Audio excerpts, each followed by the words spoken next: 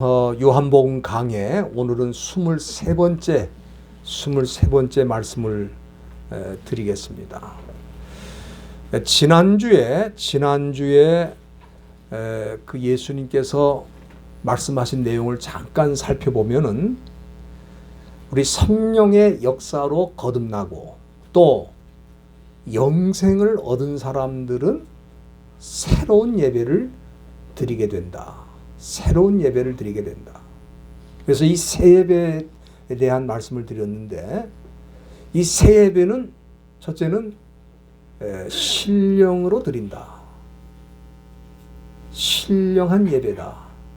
그 말씀을 드렸는데, 엔푸뉴마티, 이 신령으로란 말은 좀 요즘은 잘 안 쓰는 말이긴 합니다만 사실은 성령 안에서란 뜻이죠. 엔푸뉴마티, 성령 안에서.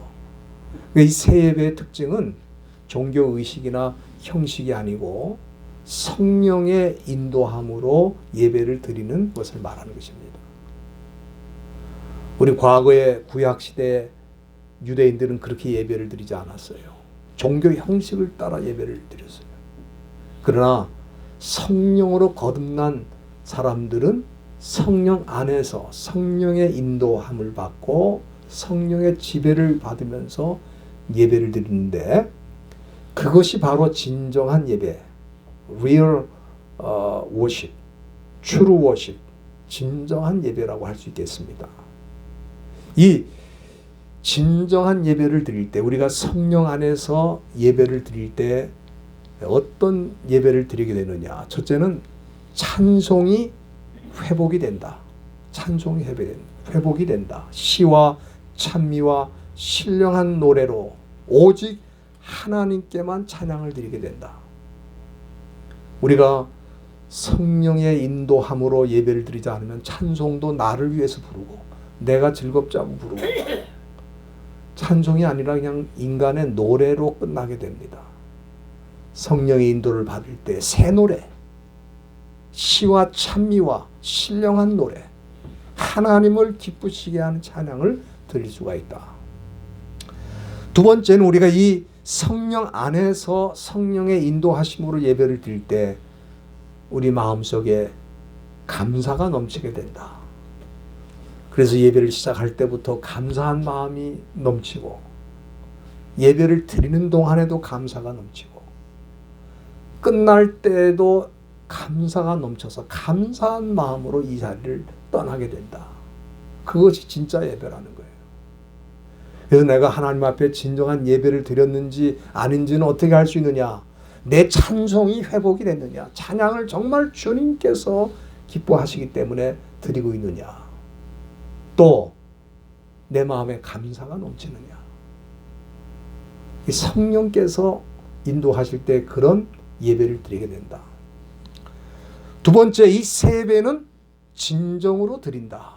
진정으로라는 말은 엔 알레테이아, 그러니까 진리 안에서라는 말이에요. 진리는 하나님의 말씀을 뜻하죠. 그래서 우리가 예배 드릴 때 하나님의 말씀을 의지하고 예배를 드리는 거예요.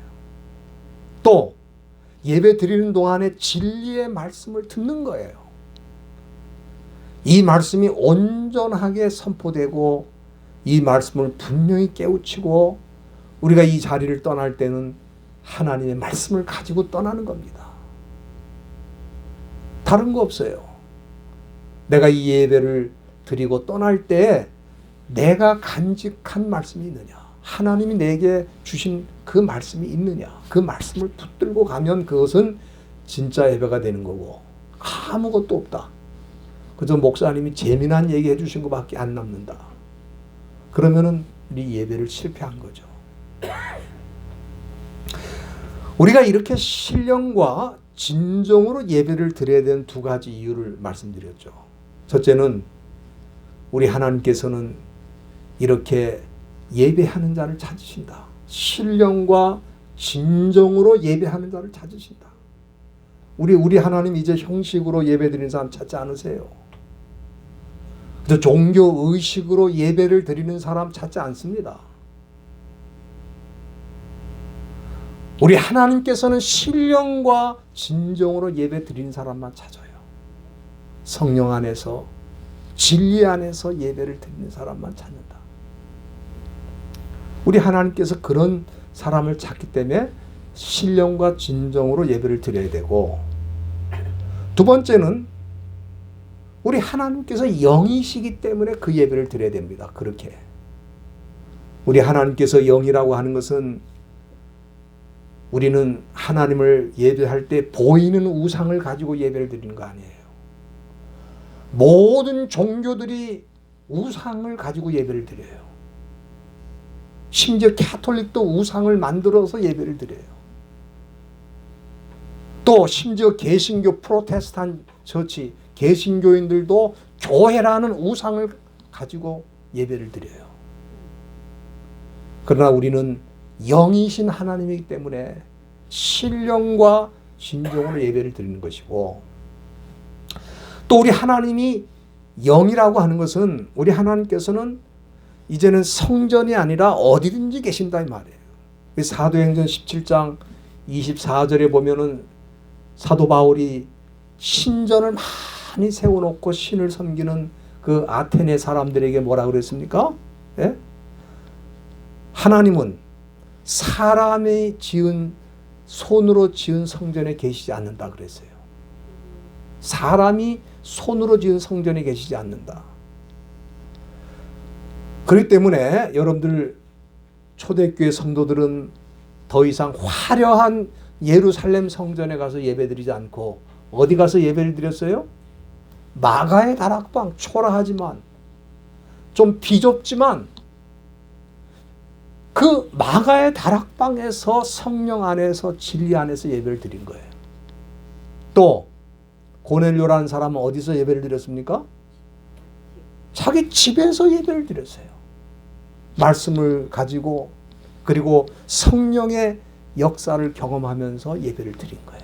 그게 바로 거듭난 사람들이 드리는 새 예배의 특징이다 하는 것을 제가 지난주에 말씀을 드렸습니다. 오늘 본문은 사마리아 여인이 이 예수님의 말씀을 듣고 이 사마리아 여인에게 일어난 어떤 체인지, 변화에 대한 말씀을 드리도록 하겠습니다. 여러분들 어떤 사람이든지 간에 예수님의 말씀을 제대로 한 번만 정확하게 들으면 그 사람의 인생에 변화가 일어나는 거예요. 이 여인은 생전 처음 예수님의 말씀을 들었잖아요. 그렇죠? 그런데 이 말씀이 이 여인의 마음속에 들어와서 이 여인에게 변화를 일으킨 것입니다. 그럼 어떤 변화가 일어났느냐? 첫째는 가장 먼저 이 여인의 삶 속에 인식의 변화, 예수님을 향한 인식의 변화가 생겼습니다. 처음에 이 여인이 예수님을 어떻게 생각했습니까? 단지 유대인으로 생각을 했어요. 그래서 우리 예수님이 우물가에서 이 여인에게 물 좀 달라고 그럴 때 이 여인이 뭐라 그랬습니까? 9절에 보면은 당신은 유대인으로서 어찌하여 사마리아 여자 나에게 물을 달라고 하느냐? 그러니까 유대인으로 본 거예요. 그런데 계속해서 예수님과 대화를 나누며 예수님의 말씀을 듣고 보니까 이분은 그냥 단순히 유대인이 아니고 선지자 중에 한 사람이구나. 그래서 이 19절 말씀에 보면은 여자가 예수님께 뭐라 그랬습니까? 내가 보니 당신은 선지자입니다. 그러니까 유대인의 관점에서 이제 조금 변했죠. 인식이 선지자로 보기 시작했어요. 그러나 오늘 이 본문 말씀에 보면은 예수님께서 이 예배에 대한 말씀을 상세하게 해주시고 이 산에서도 말고 또 예루살렘에서도 말고 아버지께 예배할 때가 온다. 이 말씀을, 엄청난 말씀을 주셨을 때 이 여인이 어떤 반응을 일으켰습니까? 25절에 보면은 메시아 곧 그리스도라 하는 이가 오실 줄 내가 아노니 그가 오시면 모든 것을 우리에게 말씀해 주실 것입니다. 이 말은 뭐냐면은 이 여인이 이 말씀하시는 이분이 메시아, 그리스도가 아닌가 그렇게 생각하게 된 거예요. 이 그리스도와 메시아는 똑같은 뜻입니다. 메시아는 구약 히브리 말이고 그리스도는 신약 헬라 말이에요. 뜻은 기름을 부은 자라는 같은 뜻입니다. 그러니까 유대인들만 메시아를 기다린 게 아니고 사마리아인들도 오랫동안 메시아를 기다렸는데 지금 이 여인이 이 말을 하는 것은 뭐냐면은 처음에는 예수님이 유대인의 한 사람으로 봤다가 그 다음엔 선지자의 한 사람으로 봤다가 이제는 예수님을 메시아 그리스도로 보기 시작했다는 것을 우리에게 암시해 주는 것입니다. 그런데 이 여인이 뭐라 그러냐면 그 메시아 그리스도가 오시면 우리에게 모든 것을 다 말씀해 주실 것입니다. 그렇게 얘기를 했어요. 여기 이 모든 것이라고 할 때 그 모든 것은 무엇을 의미할까? 첫째는 사마리아인들이 가장 궁금하게 생각하던 문제가 있었어요. 그거는 우리가 이미 살폈습니다만 20절 말씀에 보면은 이 여인이 뭐라 그랬습니까? 우리 조상들은 이 산에서 예배를 드렸는데 당신들은 예배할 곳이 따로 있다고 그러는데 예루살렘에 있다고 그러는데 거기에 대해서는 말씀을 해 주십시오. 이거는 이 여인만 궁금하게 생각하는 게 아니고 모든 사마리아인들이 다 궁금하게 생각하는 거예요. 이분이 여기에 대한 어떤 말씀을 해 주실 수 있을까? 그렇게 생각하고 질문을 한 거예요.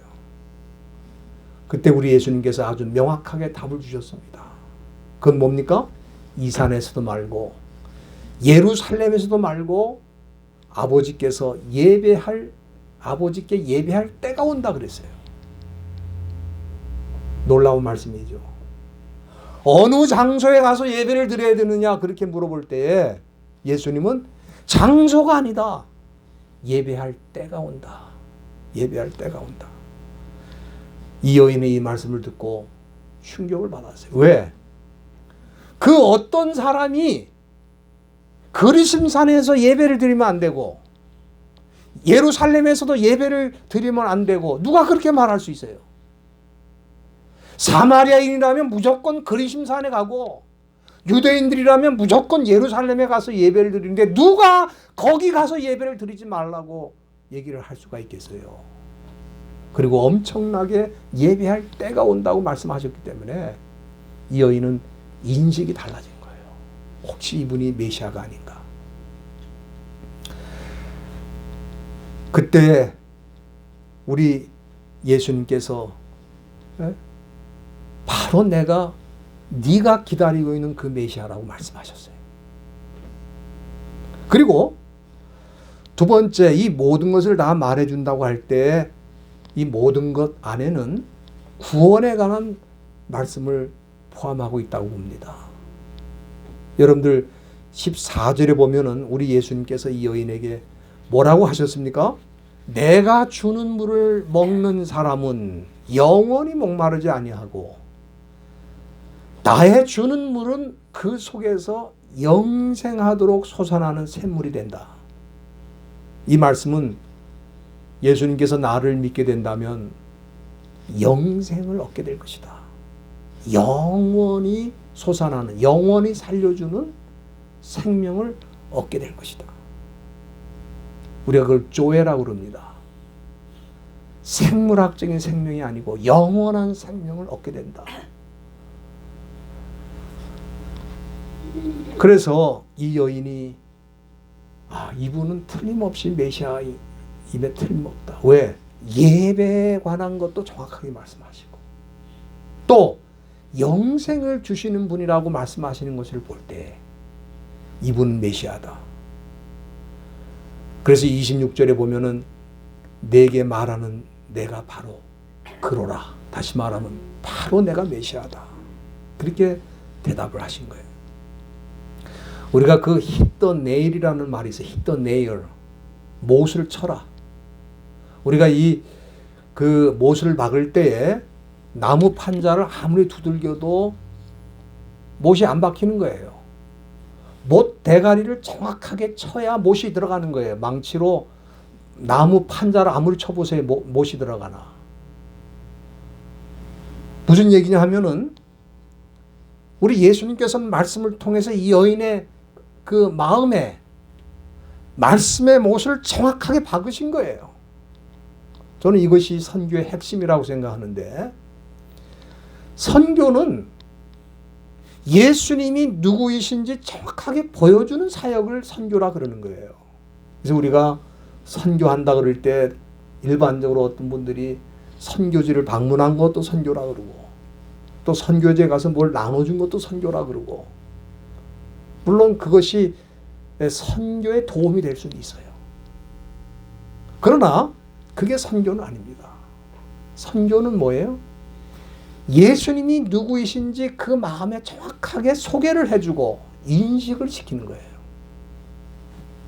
우리 예수님께서는 바로 선교사로서 이 여인에게 자신이 누구이신지 정확하게 hit the nail, 못을 박은 거예요.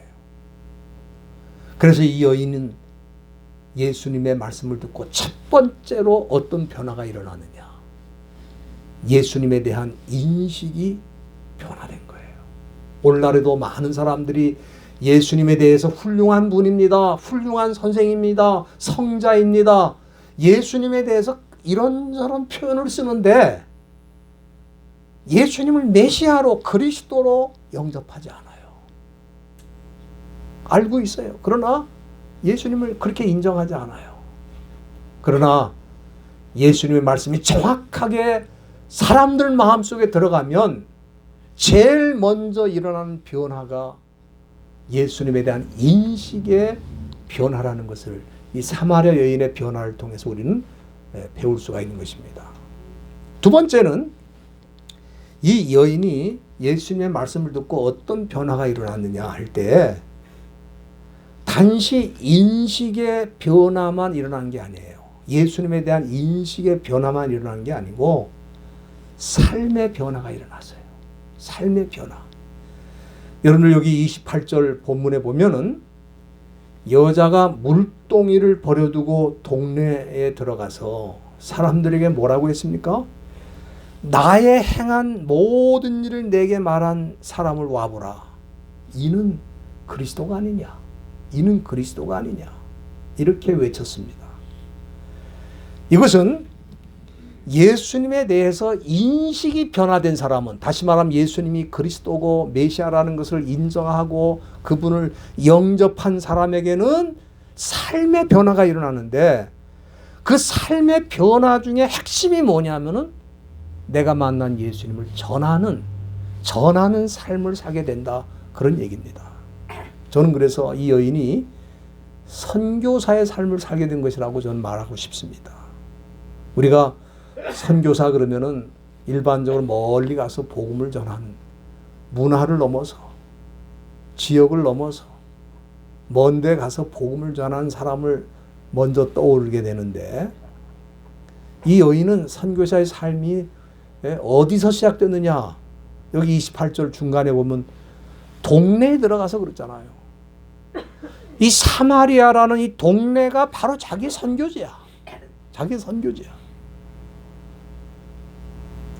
그래서 동네에 들어가서 내가 만난 예수님을 전한 거예요. 여러분들, 이 여인이 얼마나 마음이 급했으면 예수님을 만나고 이 감격이 넘치고 또 이걸 누구에게든지 빨리 전해야 되겠다는 이 참 급한 마음이 들어와서 어떻게 했습니까? 물 들어왔다가 물동이를 버려두고 동네로 들어갔어요. 이거는 예수님을 믿은 후에는 내가 할 일이 뭐 아무것도 필요 없다, 물 뜨는 것도 필요 없고 일하는 것도 필요 없고 먹는 것도 필요 없고 다 필요 없다, 그런 건 아닙니다. 그런 건 아니죠. 이 여인이 예수님을 만나보니까 예수님을 전하고 알게 하는 것보다 급한 건 없다, 그렇게 느낀 거예요. 사실 사람들에게 예수님을 전하고 알게 한 이 사역은 아마 가장 급하고 중요한 일이지만 오늘날 이 시대 교인들조차도 그렇게 생각하는 사람이 많지 않아요. 그렇게 뭐 급하냐? 어떤 사람이 친구를 통해서 예수를 믿게 되었는데 이 친구가 자기한테 예수님을 소개한 그 친구한테 막 화를 냈다는 거예요. 화를 엄청 내는 거야. 그 왜 화를 냈냐면은 아니 이렇게 좋은 예수님을 너 혼자 알고 나한텐 말도 안 하다가 이제 와서 얘기를 했냐 이거야. 왜 나한테 일찍 얘기를 안 하고 너 혼자 믿다가 이제 와서 얘기를 했냐고. 그렇게 화를 낸 거예요. 여러분들 오늘 죽을 사람이라면 이 사람에게 필요한 게 뭐겠습니까? 예수님을 알고 예수님을 영접하는 거 아닙니까? 그래서 우리 예수님께서는 십자가에 달리실 때 그 한편 강도가 우리 예수님을 향해서 나를 기억해 달라고 할 때에 우리 예수님께서 그 영혼을 그 마지막 순간에 구원해 주셨잖아요. 왜? 죽으면 끝이니까. 사실 모든 사람이 시한부 인생입니다. 뭐 암 말기 환자만 시한부가 아니고 모든 사람 시한부예요. 이번에 한국에서 그 이태원 사태 여러분 잘 아시죠? 그 젊은이들 거기 죽을 줄 알았으면 거기 가겠어요? 그날 죽을 줄 알면 거기 왜 가겠냐고. 그러니까 누구나 이렇게 죽음에 노출되어 있는 거예요. 한치 앞을 볼 수 없는 존재가 바로 우리 인생입니다. 그래서 오늘 죽을지 내일 죽을지 알 수 없다면 그에게 가장 필요한 게 뭐냐 이 말이에요. 예수님을 알고 예수님을 믿는 것이 무엇보다 긴급한 일이 아니겠습니까? 그래서 이 여인도 물을 뜨러 왔지만 예수님을 만나고 보니까 내가 만나게 되니 예수님을 누구에게나 빨리 전하지 않으면 안 되겠다 싶어서 물동이를 버려두고 동네로 들어간 거예요. 이것이 예수님을 제대로 만난 사람에게 또 예수님 말씀을 제대로 들은 사람에게 일어나는 삶의 변화라고 할 수 있겠습니다. 사도 바울은 예수님을 만나기 전에 예수님을 어떻게 생각했습니까? 나사렛 이단으로 생각했잖아요. 그래서 예수님을 따르는 제자들을 내가 이 세상에서 하나도 안 남기고 내가 다 죽여야 되겠다. 왜? 이단이니까. 그래서 이 사람이 다메섹에 올라가 가지고 다메섹은 지금으로 말하면 시리아의 수도 다마스커스입니다. 거기 가가지고 예수 믿는 사람들 다 잡아 죽이려고 올라가는데 올라가는 그 도중에 부활하신 예수님께서 사도 바울에게 나타나가지고 네가 왜 나를 핍박하느냐 그랬어요. 거기서 꼬꾸라졌어요. 그래가지고 이 사람이 다메섹에 왜 오려고 하냐면은 예수 믿는 사람을 다 잡아서 죽이려고 올라갔는데 올라가가지고 뭘 했냐. 여러분들 한번 성경을 보시기 바랍니다. 사도행전 9장 30절에 가면은 다메섹에 올라가서 이 사람이 예수 믿는 사람들을 제자들을 잡아 죽인 게 아니고 바울은 다메섹에 올라가 즉시로 그랬어요. 즉시로 각 회당에서 예수님이 하나님의 아들이심을 전파했다 그랬어요. 한번 생각을 해보세요. 조금 전만 해도 예수는 나사렛 이단이라고 생각하던 사람이 아니 무슨 일이 일어났길래 다메섹에 올라와서 예수 믿는 제자들을 잡는 게 아니고 오히려 회당을 다니면서 유대인의 회당을 다니면서 예수님이 하나님의 아들이고 그리스도인 것을 증거했냐 이 말이에요. 이 사람이 예수님을 만난 것밖에 없어요. 예수님의 음성을 들은 것밖에 없어요. 무슨 신학교를 다닌 것도 아니고 선교사 훈련을 받은 것도 아니에요. 예수님을 한 번 인카운터, 만난 것밖에 없어요. 그런데 변화가 일어나서 다메섹에 올라가서 예수님을 전하는 자가 됐다. 그러니까 우리는 뭔가 잘못 생각하고 있어요. 교회를 나와서 뭐 3년, 6년, 7년 훈련을 받으면 그때 이제 복음을 전하는 사람이 될 수 있다. 천만의 말씀. 예수님을 전하는 거는 예수님을 만난 순간부터예요. 그러니까 우리가 정확하게 만났느냐 안 만났느냐, 예수님의 말씀을 정확하게 들었느냐 못 들었느냐 그 차이지, 정확하게 못 들었고 정확하게 만나질 않았으니까 아무리 들어도 예수님을 전하지 않는 거예요. 사마리아 여인이 예수님을 만난 후에 몇 년 신학교 들어가서 훈련 받고 그 다음에 예수님을 전하러 갔습니까? 물 들어왔다가 물동이를 두고 내려왔잖아요. 이 사울이라는 청년은 예수님을 잡아 죽이러 가다가 예수님을 만난 것밖에 없는데 예수님을 전하는 사람으로 다메섹에 올라가게 되었다 이 말이에요. 이런 삶의 변화가 일어나지 않는다면 우리는 진정한 변화라고 할 수가 없는 것입니다. 여러분들, 우리는 예수를 오래 믿었다고 하지만 우리를 통해서 정말 예수를 믿게 된 사람이 얼마나 되는지 한번 생각을 해봐야 됩니다. 본문에 나타나는 사마리아 여인은 예수님을 만났고 처음에는 예수님에 대한 인식이 달라졌어요. 그렇죠? 유대인의 한 사람이 아니구나. 이분이 단지 선지자가 아니구나.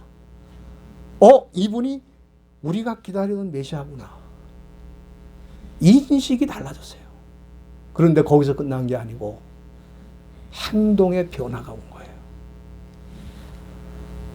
여러분들 사도행전 20장 24절에 보면 사도 바울이 예수 믿고 복음을 단지 전한 걸로 또 끝난 게 아니고 거기 보면은 나의 달려갈 길과 주 예수께 받은 사명 곧 하나님의 은혜의 복음을 증거하는 일에는 나의 생명을 조금 더 귀한 것으로 여기지 않는다 그랬어요. 생명까지 바치면서 복음을 전하겠다. 이것이 예수님을 제대로 만난 사람, 예수님에 대한 인식이 변화된 사람, 이런 사람에게 나타나는 삶의 변화라고 할 수 있겠습니다. 본문으로 돌아와서 이 여인이 동네에 들어가서 내가 그리스도를 만났다. 이분이 그리스도가 아니냐. 그렇게 전할 때 어떤 일이 일어났습니까? 30절 말씀 거기 보면은 저희가 동네에서 다 누구한테 왔다고요? 예수께로 왔다 그랬어요. 여러분들, 이 사마리아 여인이 인격적으로 탁월했겠습니까? 아니면 무슨 말을 그렇게 잘해가지고 사람들이 그 말을 듣고 감동을 받아서 예수님께 나왔겠습니까? 단지 이 여인은 와보라, 이는 그리스도가 아니냐, 그렇게 한 것밖에 없어요. 그러나 성령께서 이 여인이 전한 메시지를 사용하셔가지고 많은 동네 사람들이 예수님께로 나오게 된 거예요. 여러분, 선교의 열매는 그렇게 열리는 것입니다. 내가 무슨 말을 잘했다고 내 인격이 타고, 물론 그런 것도 도움이 될 수 있겠습니다. 말도 잘하고 인격도 좋고 좋은 일도 많이 하고 다 도움이 될 겁니다. 그러나 이 사마리아 여인이 우리가 생각할 때 인격이 그렇게 탁월하고 좋은 일을 많이 하고 무슨 말을 잘하고 그런 사람이었겠어요? 예수님 만난 것밖에 없어요. 그리고 내가 만나는 이분이 그리스도가 아니냐? 와보라! 이거밖에 전한 거 없어요. 그러나 성령께서 이 여인의 메시지를 사용하셔서 사람들의 마음을 감동시키고 그들이 주님께로 나오도록 인도해 주신 거예요. 그렇기 때문에 오늘날 이 시대도 마찬가지입니다.